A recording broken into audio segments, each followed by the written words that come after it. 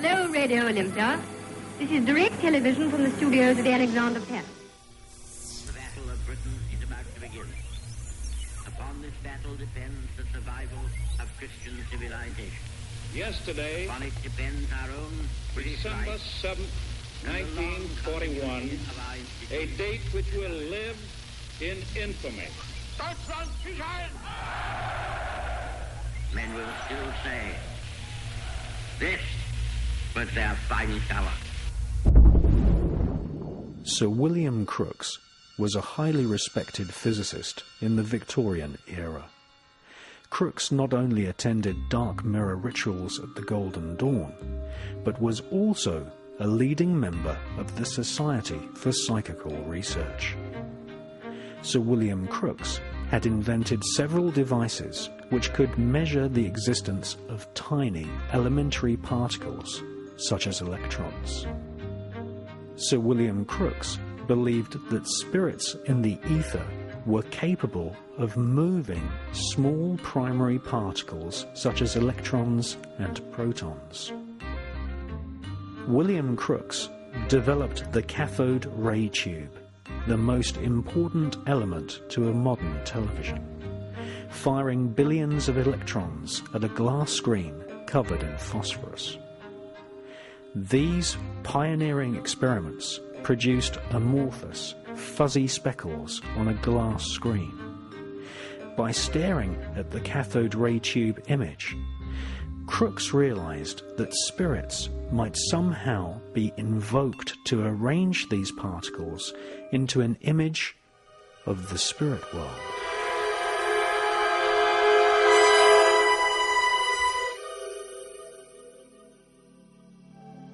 Crookes experimented with the cathode ray tube and placed a Maltese cross inside it and bombarded it with streams of electrons.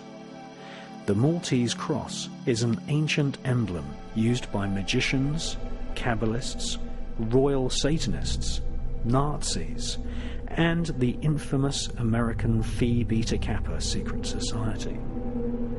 Crookes managed to project a shadowy image at the other end of the cathode ray tube, which was the first ever electrically created image known to man.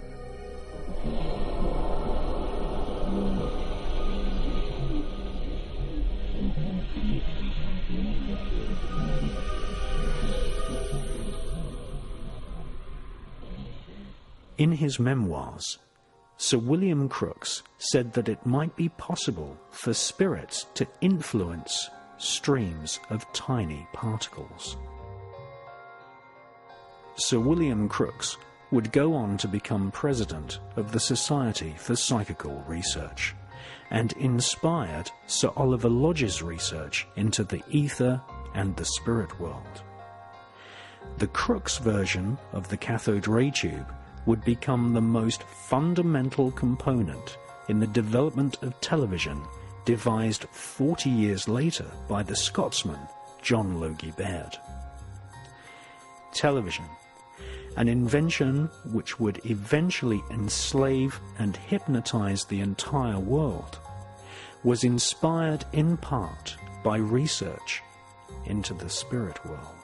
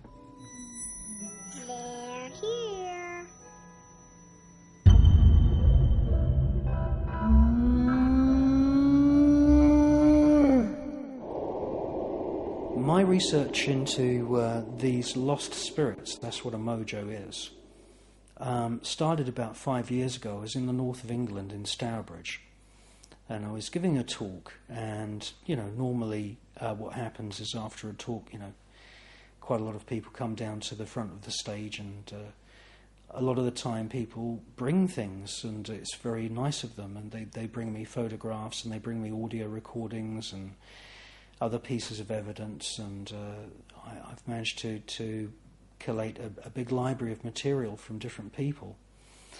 And this chap came up to me, and he had a large envelope. These photos that he had in the envelope were bigger than 8 by 10. They were really big. And he said to me, he said, do you want to see a photograph of a spirit? And I said, well, yeah, I'm very interested in this type of thing. So he pulled out the first photograph, and I thought, well, this guy's paid a lot of money to have these huge photographs printed, and I thought, this is going to be something special. And the first photograph is just of a door. You see, it's a closed door, just with a blank wall. And he said to me, he said, "Can you see the spirit?" And I said, "Oh, no, I can't see the spirit in that photo. It's just a door." And he said to me, he said, "You look closer." And I did look closer, and he pointed to what looked like a crack, a black crack between the wooden surround of the door and the plaster on the wall, and it was at the top of the door frame. So then he got the second photograph out, and that was like a side-on, sort of pretty close-up view of this black crack. Now, it just looked like a crack, okay? And he said to me, "This is a lost spirit. And it's in this room, and they hear murmurings, and they hear talking." And this alerted this guy, and he staked out the room, and he realized that the spirit was dormant, and it was taking on the shape of this thing that looked like a black crack above the door. So I thought, well, that sounds really strange. I'd never heard of anything like this before. And then he showed me the third photograph, and you could clearly see then that, yes, it did look like a crack for most of its length, and then you could see that part of this blackness was sort of overlapping the edge of the actual door frame as if it was drooping slightly. And he said to me, he said, that is a rare photograph. He said, I call these mojos. And he goes, they're everywhere. And then he showed me another photograph, and you could see that this thing had moved, and it sort of moved along the top edge of the wooden frame of the door, and part of it wasn't sort of in contact with the wall anymore. And you could actually see the join between the piece of wood that made up the top of the surround of the door frame and the wall. And I said to him, I'd never come across this kind of thing before, and is it still there? And he said, yes, it's still there, but he tries not to pass underneath the door. And I said to him, why? What would happen? And he said that these lost spirits hang around on the tops of door frames, waiting for somebody to walk through. Because what they want is they want somebody who's under a lot of kind of stress, or somebody who's under the influence of alcohol, somebody who's under the influence of drugs, to walk through, and then this mojo would actually drop from the door frame, and it'd go head first and enter that person's aura or their astral body through what he said was their crown chakra. So, I wish I'd taken copies of these photographs because I realized after I started researching the existence of these lost spirits, these mojos, whatever you want to call them, that photographs like this are extremely rare. And if this gentleman sees this film, I'd like him to send me copies of those photos.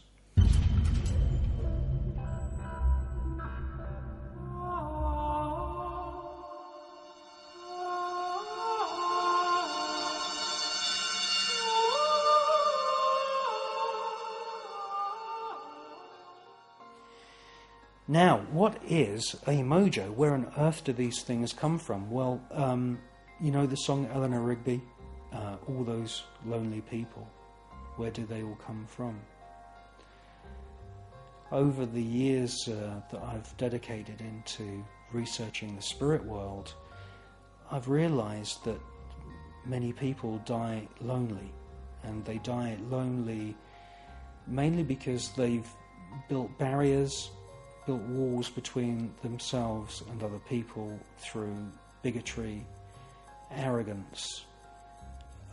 They've lived out of their lower self.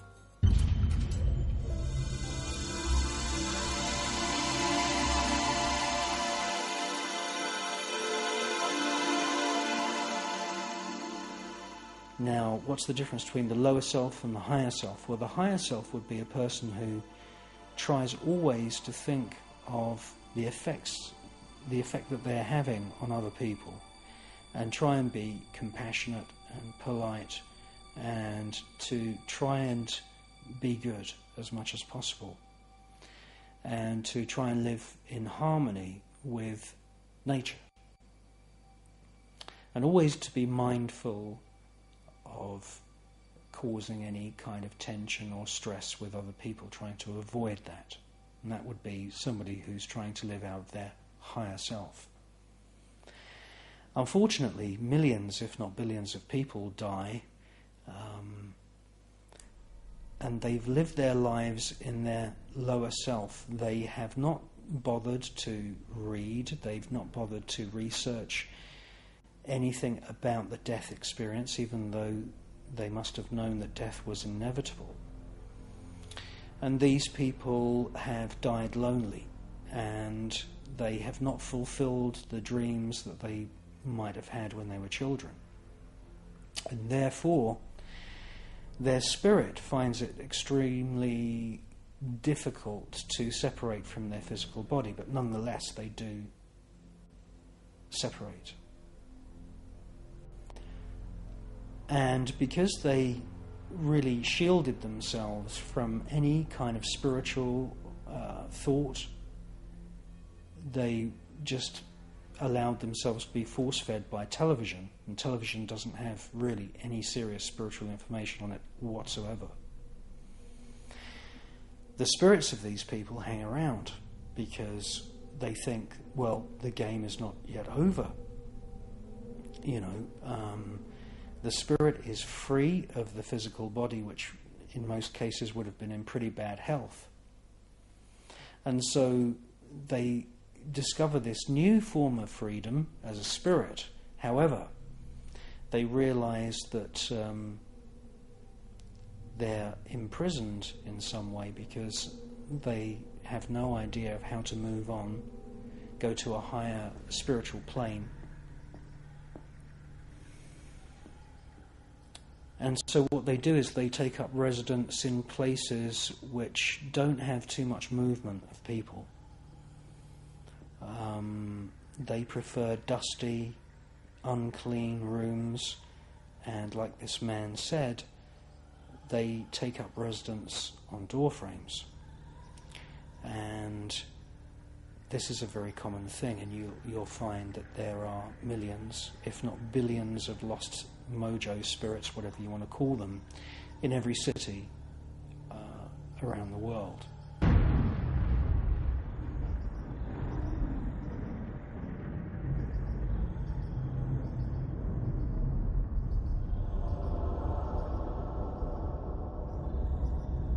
The Freemasons and the Templars, who designed and built the great medieval cathedrals, and also all of the architects and designers of all of the churches, must have been fully aware that mojos liked to take up residence on the flat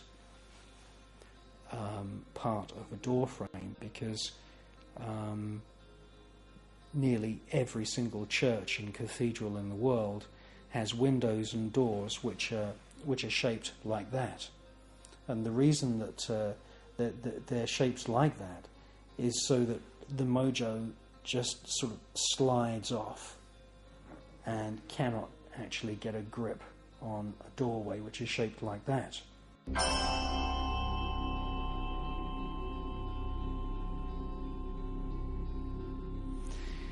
Now, in some cultures, these mojo spirits are called sliverers or slivering. Now, where have we heard Slytherin before? Well, we see it in Harry Potter.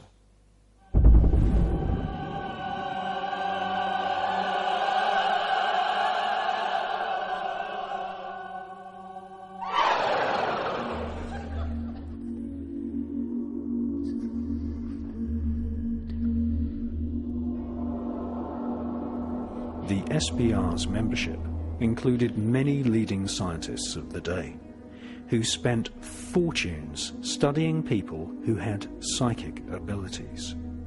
These psychic people claimed they could bridge the gap between the living physical world and the spirit world, and as such were called mediums.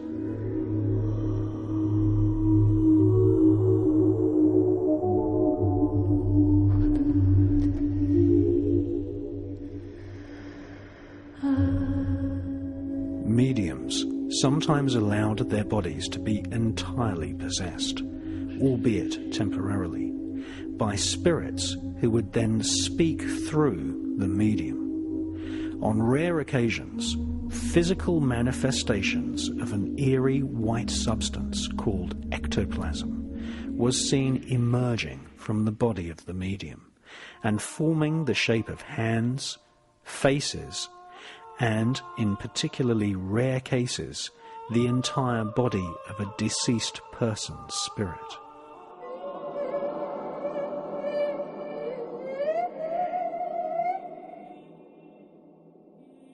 During the 1860s, scientific investigation of these so-called mediums involved the eminent scientist Sir William Crookes, the man who had seen the faces of spirits appear in the dark mirror during rituals at the Golden Dawn, and who had first demonstrated publicly that images could be created electronically using the cathode ray tube.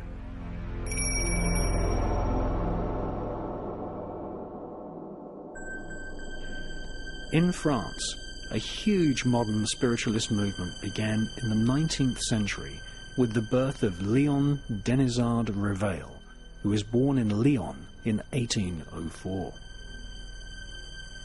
Réveil was at first skeptical of the reports of French explorers who had witnessed shamans in Siberia and Canada drumming up the spirits of their ancestors. In 1855, a friend invited Réveil to a séance where spirits made themselves manifest in front of the sitters. The table also levitated and turned. Réveil underwent an evangelical conversion to spiritualism. Réveil was instructed by the spirits to change his name. He became known as Allan Kardec. His experiences and conversations were written down in a book called The Book of Spirits.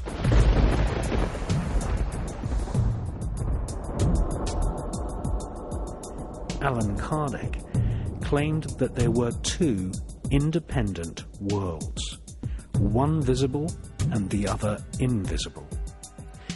Kardec said that the spiritual life force is formed of quintessential matter, which is united to the physical body by a so-called astral body. Kardec taught reincarnation as a matter of fact.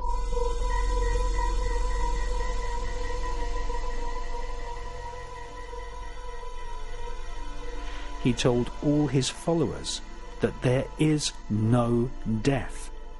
In fact, according to Allan Kardec, there are no dead people. Everyone who has died discovers the reality of the spirit world. Allan Kardec also taught the law of karma as a matter of fact. That is, if you lead your life doing bad things, being lazy or self-centered, or leading an indulgent, non-spiritual life, then your spirit will suffer the consequences after the death of your physical body. Allan Kardec also taught that just before the time of the death of the physical body, each person is replayed a movie of all the things that they have seen and done in their previous life.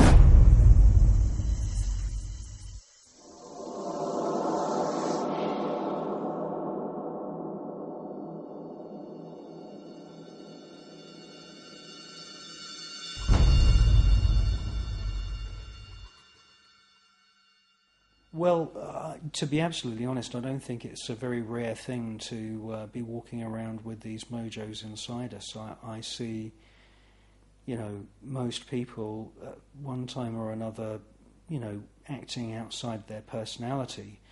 And the thing about a mojo is that it's desperate to re-experience the physical body. I mean, mojos want to cling on to the physical plane. And the reason they want to stay here is because they want to experience strong emotions.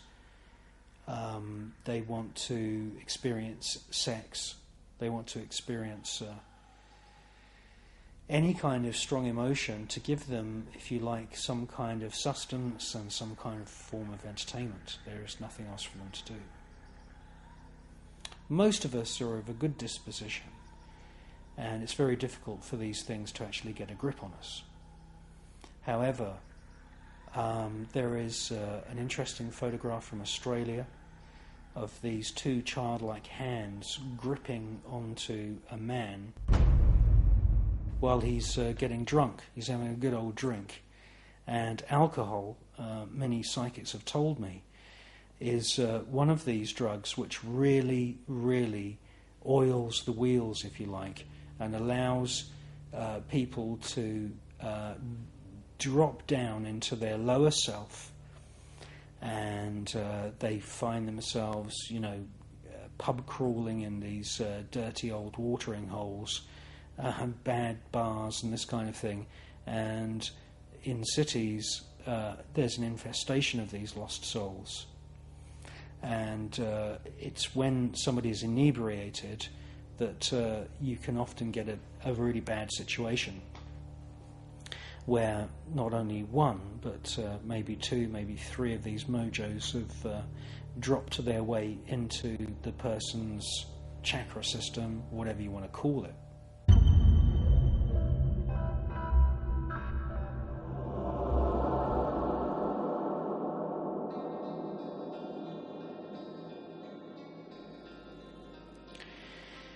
What unfolds then is sometimes a pretty serious story. It can get to the point where we have multiple personalities within one person. And you can have a situation where the mojos are competing for, the person's waking hours. And the mojos can speak directly to that person, and people can, start to think that they're going mad.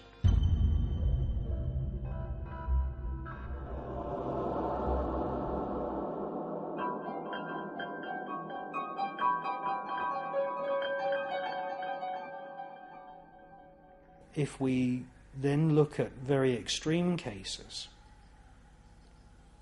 where a mojo has maybe been resident in somebody for 20 or 30 years, that mojo takes the path of least resistance in terms of its manipulation of physical matter. Ideally, that mojo wants its own body again. It's a lost spirit. It did have a body at one time, and its main goal is it wants to have another body. And what can happen is that small organisms in the body, and the smallest organisms that we find in the human body are viruses and bacteria. You can have a situation where these bacterial cells in the gut are manipulated, and shamans in South America who do what is known as psychic surgery claim to be able to cut out of people's abdomens these worm-like structures, and these are objects that have been sort of knitted or woven together using bile, detritus, bacteria and plaque in the digestive system.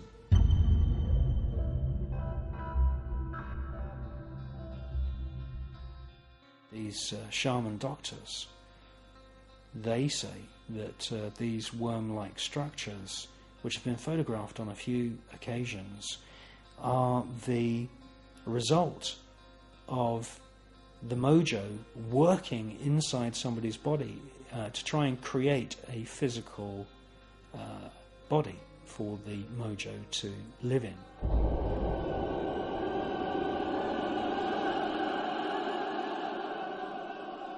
This research led me on to look at teratoma tumours, which are terrifying. A teratoma tumour, when it's cut out of a human body, is usually pretty large. These things can be sometimes the size of a football. And a teratoma tumour can be a terrifying object. People are absolutely shocked, cannot believe that this thing was inside them, because many times teratoma tumours, they have hair, they have eyes, they have nasal passages and sometimes noses, and they have mouths with teeth.